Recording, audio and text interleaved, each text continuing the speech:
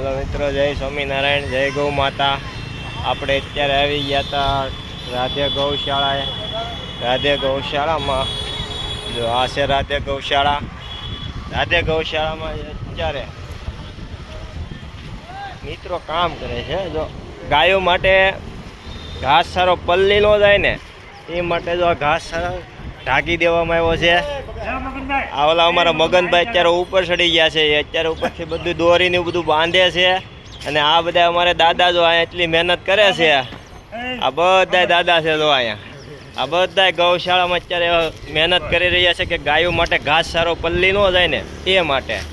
હજી અહીંયા પણ જો આ બધું દાદા છે। અહીંયા આ બાજુ એક દાદા છે અને આપણી ગૌ માતા છે। અત્યારે તો હમણાં એને જે પાણી પાઈ રહ્યા છે આ બધી ગૌ માતાને અમે પાણી પાઈ રહ્યા છીએ ને એને અત્યારે સારું ના જમવાનું બધું આપી દીધું છે ને એટલે અત્યારે તો ખાવાનું બધું અપાઈ ગયું છે। તો આ આપણી ગૌશાળા છે। ગૌશાળામાં એટલી ગાયો છે તમે જોઈ શકો છો। જો આ બધી ગાયો છે।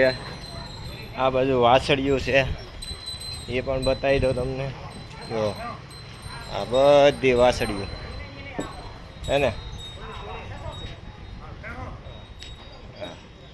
અત્યારે આ બધા દાદા એટલી મહેનત કરી રહ્યા છે કે કાલ સવારે ગાય માટે જે ઘાસ આવેલું છે એ પલ્લી ન જવું જોઈએ, કેમ કે હમણાં ચોમાસું બેસી જાય પછી તો ઘાસ છે લીલું મળવું એ થોડીક કઠિન છે। એટલે અત્યારે એકઠું કરી લીધેલું છે ને એટલી મહેનત કરી રહ્યા છે આ દાદાની। અમારા મગનભાઈ ઉપર છે અત્યારે એ પૂરેપૂરી મહેનતમાં છે મગનભાઈ। જો એને ને રોજ માટે જો આ દાદા બધા રોજ અહીંયા જ હોય છે, આ જ સેવા કરતા હોય। ગાયોને પાણી પાવાનું, નીણ નાખવાનું, આ અહીંયા અત્યારે આપણે શરૂ ઓલું અહીંયા ચાલુ થઈ ગયું।